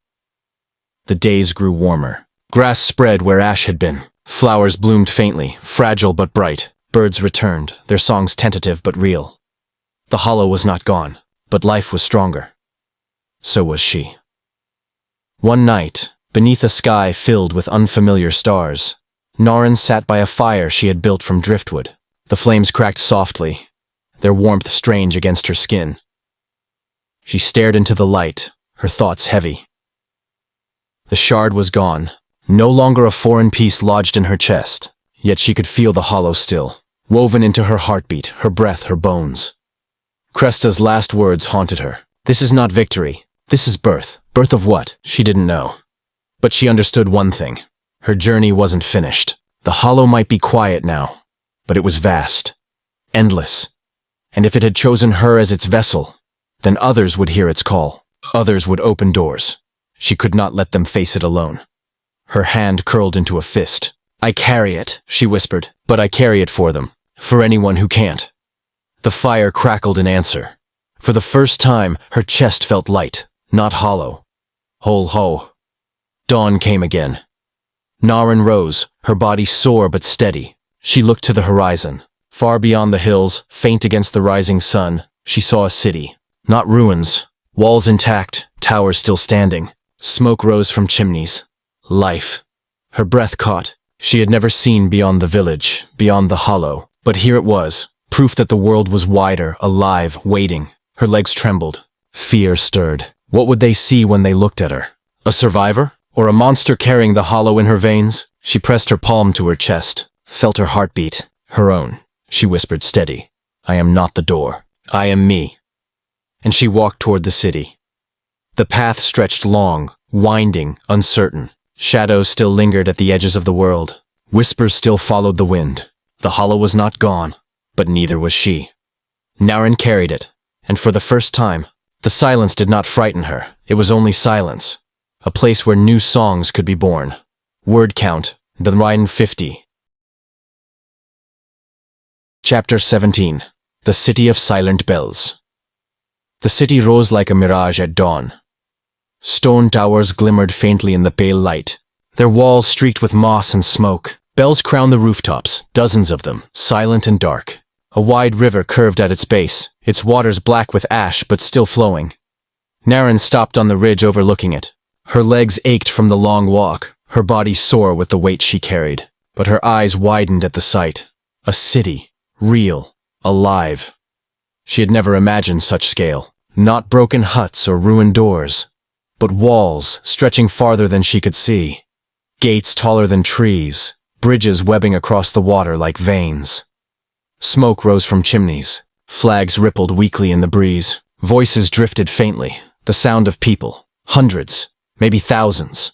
Her chest tightened. She had left behind the ruins of her village, the silence of the hollow. Now she stood at the edge of a world she had never touched. Fear whispered in her. What will they see? A stranger? A survivor? A monster? Her veins pulsed faintly black-silver beneath her skin, glowing just enough to remind her. The hollow was still with her. She clenched her fist. I am me, she whispered, not the hollow. And she walked toward the gates. The road was busy with traders and farmers. Carts creaked under sacks of grain. Horses clopped against stone. Children ran barefoot along the dust. They stared at her as she passed, her torn clothes, her wild hair, her eyes shadowed with exhaustion. A woman clutched her child closer. A guard narrowed his eyes, but none spoke. At the gates, a line had formed. Merchants shouted papers and coins. Guards inspected wagons. A massive arch of stone loomed overhead, carved with runes and lined with bells. None rang. Naren stepped forward, heart pounding. A guard blocked her path. His armor was dented, his beard streaked gray. He looked her up and down with suspicion. Papers. Naren blinked. What? Entry papers, he repeated, voice flat. Where are you from? Her chest tightened. Words stumbled on her tongue. My village is gone. My home is ash. My mother is a voice in the wind. She said nothing. The guard's hand moved to his blade. Answer. The shard in her chest pulsed faintly, warning. She forced a breath. I survived the hollow. The guard froze. His eyes sharpened. Around them, murmurs rippled through the line. The hollow? Someone whispered. She came from there? Impossible. The guard's grip tightened on his sword. His voice lowered, laced with fear. No one survives the hollow. Norin lifted her chin. I did. The bells above the gate shuddered. Not rung by hand, not by wind, by her words. A deep, resonant toll echoed through the arch. The crowd gasped. Guards staggered. The bells tolled again, and silence fell. Every face turned toward her. Eyes wide, fearful, awed. The guard stepped back, pale. His hand trembled on his sword. What are you? Norin's chest ached. She wanted to scream she was human, that she was just a girl who carried too much. But the hollow stirred inside her veins. Black silver light threading faintly across her skin. I am me, she said softly. The bells tolled a third time, then stilled. The gates opened. Inside, the city was a maze of stone streets and crowded markets. Merchants shouted prices. Smoke drifted from forges. The air smelled of iron, sweat, and bread. But everywhere she walked, people stared. Whispers followed. The bells rang. She carries it. Cursed! Chosen. She pulled her hood tighter around her face. The shard in her chest pulsed uneasily, as if sensing the tension. She passed through the market square, her eyes catching the towering cathedral at its center. Its spire rose higher than any tower she had ever seen. Bells lined its frame, hundreds of them, silent as stone. The silence pressed heavy. A voice spoke behind her. You made them ring. She turned sharply. A boy stood there, no older than 12. His eyes were pale gray, his clothes ragged. He stared at her not with fear, but with hunger. My father says the bells only ring for those who carry the hollow. Norin's throat tightened. They say you'll open it again. His grin spread too wide. And I'll follow. Before she could answer, the boy slipped into the crowd and vanished. Her stomach churned. The shard burned faintly. The hollow wasn't gone. Its echoes were here, waiting. Night fell heavy over the city.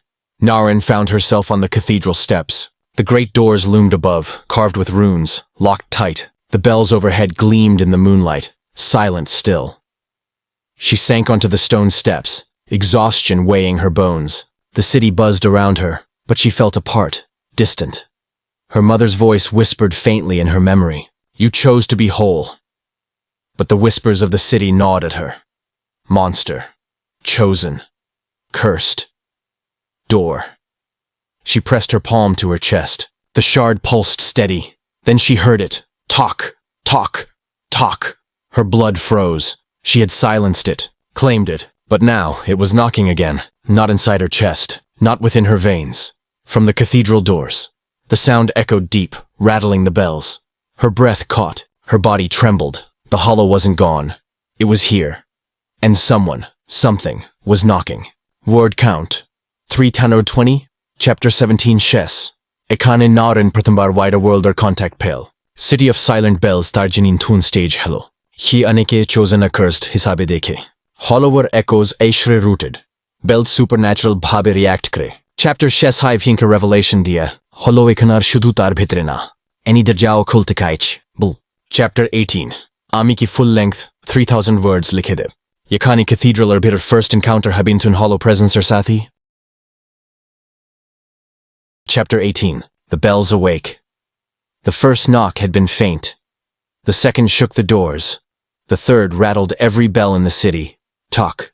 Talk. Talk. Narin pressed her back against the cathedral steps, her heart pounding. The shard in her chest pulsed frantically, not in rhythm with her heartbeat, but with the knocking. Not again. Not here.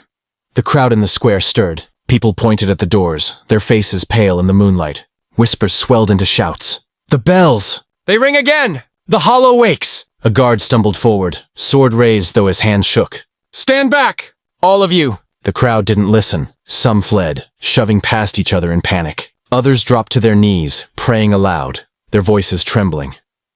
The bells overhead swayed violently, clanging out discordant notes. The sound cut through the night like knives, echoing far beyond the walls. Norin pressed her palms to her chest. The shard burned, heat flooding her veins. She knew this rhythm. It wasn't random. It wasn't the Hollow Queen. It wasn't even Cresta. This knock was older, deeper, hungrier. The cathedral doors groaned. A crack split down the center. Light spilled out, black and silver, blinding. The ground shook, splitting stone, toppling lanterns. The crowd screamed, and from the light came a voice.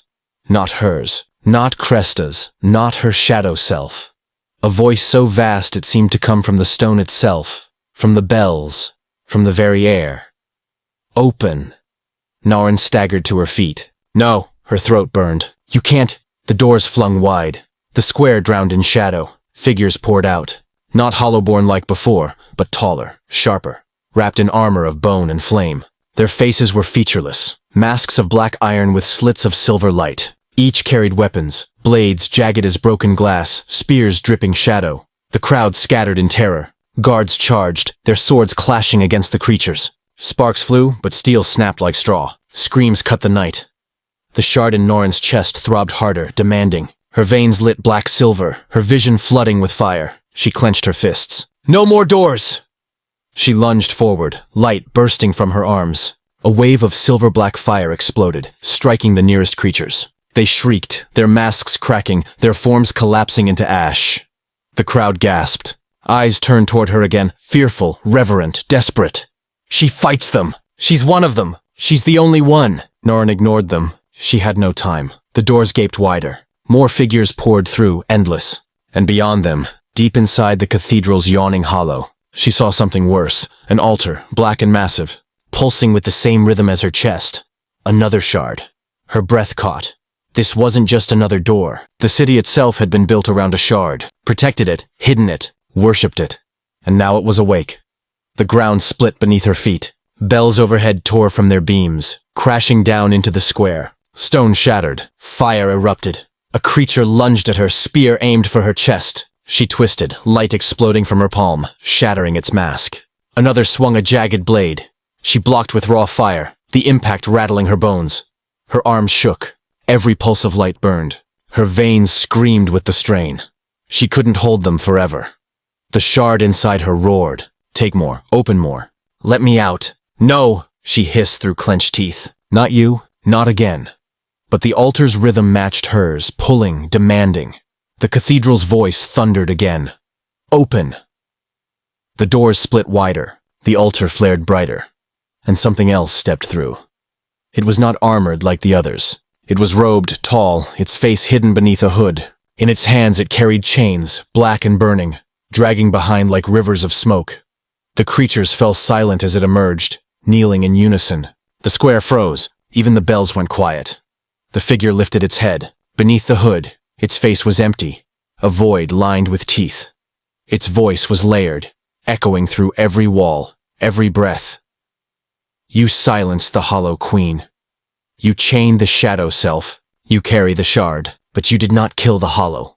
Naren's body shook. Her hands burned with fire. Who are you? The figure smiled, teeth glinting in the void. I am the Warden, keeper of the doors, binder of the shards, the Hollow's first architect.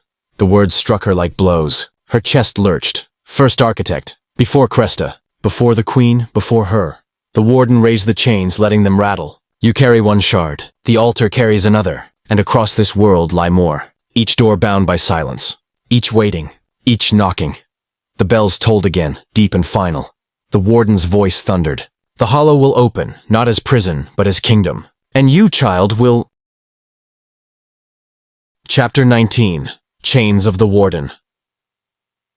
The chains struck the ground like thunder. Cracks spider-webbed through the square, stones splitting, lanterns shattering.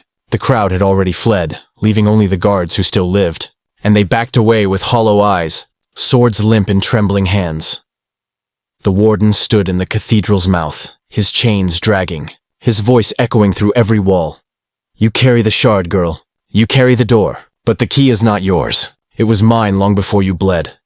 The shard inside Naren pulsed violently, heat burning through her chest. The altar inside the cathedral answered it, light flaring in the same rhythm.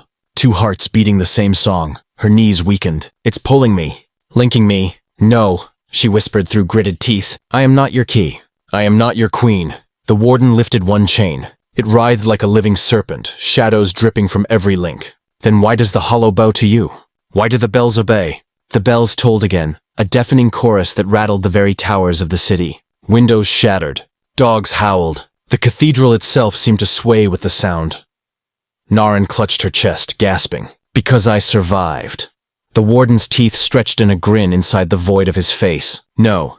Because you were chosen by the hollow itself. You think you claimed the shard, but it claimed you. The words stabbed deeper than any blade. Her arms shook, her fire faltering. The creatures around him, those masked soldiers of ash and glass, rose again. At his gesture, they fanned out, circling the square, their weapons gleaming with shadow. Naren staggered back, her spine pressing against the base of the cathedral steps. She felt trapped, surrounded, her breath jagged. If I open the shard wider, I'll burn out. If I don't, I'll be cut down. The shard pulsed harder, as if mocking her. Open me. Use me. You'll survive, her chest screamed. She wanted to surrender. She wanted to unleash it all. But then, she remembered her mother's voice. You are not hollow, Naren. You are whole. She clenched her fists. Then I'll fight whole. Silver fire flared from her palms, arcing like blades. She lunged at the nearest creature, slicing through its mask in a burst of sparks. Another swung from behind. She twisted, flame slashing its chest. Her veins blazed black-silver. Pain scorched her body, but she refused to let go. The warden watched, silent, unmoving. His chains writhed but did not strike. When the last soldier crumbled to ash, Naren fell to her knees, gasping, her fire dimming. The warden stepped closer, chains dragging. You burn yourself against shadows, he said. But what of me? He lashed the chains forward. They struck her wrists before she could move. Pain ripped through her arms. The chains coiled like serpents, binding tight, biting into her skin. Black fire raced through her veins, devouring the silver light. She screamed, thrashing, but the chains held fast. The shard in her chest flickered violently, dimming under the warden's grip. He loomed above her, his empty face dripping with teeth. I am the first. I am the binder. Did you think a child could master what even the architects could not? Her vision blurred, her strength drained. She felt the shard dimming, slipping away from her. No, she gasped, clawing at the chains. I won't be hollow. The warden bent close, his teeth gleaming. You already are. The chains jerked, and the shard inside her chest screamed. She collapsed, light bleeding from her skin. Darkness swallowed her. But inside the darkness, she was not alone. A figure waited in the hollow void. Not Cresta, not her shadow self, her mother. Not as flesh, not as voice, but as flame, gentle and steady. Naren. Her throat closed. Mama! You are chained, her mother said softly. But chains can only bind what refuses to move. The words lit her chest like fire. She looked at her wrists, bound in shadow. She looked at the shard, flickering dimly. The warden wanted her to believe she was prisoner, but chains could only hold if she accepted them. Her mother's flame smiled. You are not his key. You are your own. The darkness shattered. Naren's eyes snapped open. The warden's chains still coiled her wrists, but her veins blazed silver again. The shard pulsed brighter, stronger, refusing to dim. The warden staggered, teeth bared. Impossible! Naren rose to her feet, dragging the chains upward with her. Her voice cracked but steady. You forged doors. You bound shards. But you forgot one thing. The chains strained, groaning. I am not a door. She wrenched her arms apart. The chains shattered in a burst of silver fire. I am the one who walks through them. The shockwave knocked the warden back, his chains flailing wildly. The creatures crumbled into ash. The cathedral groaned, its bells shattering one by one. The warden roared, his voice splitting the night. This is not the end. You cannot close what is infinite. Naren stood tall, fire blazing from her chest. Her body shook, but she held firm. Then I won't close it. I'll burn it until nothing's left. The shard erupted, silver fire flooding the square. The warden's scream shook the city. His chains writhed, his form splitting, shadow tearing away. He staggered back into the cathedral, his body unraveling. Child of the Hollow, his voice echoed as he fell apart. You will either rule or be consumed. The doors slammed shut behind him. The bells fell silent. The square lay in ruins. Smoke drifted through the air. Ash covered the ground. The people of the city crept from alleys and broken streets, staring at her with wide, fearful eyes. She stood among rubble, her chest glowing faint silver, her breath ragged.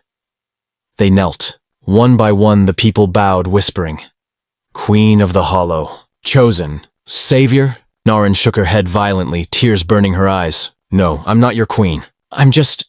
Her voice broke, but the crowd did not stop. And deep within the cathedral, Though the doors had closed, she heard it again. Talk, talk, talk. The hollow wasn't finished. Not yet. Word count. 3050 Oz.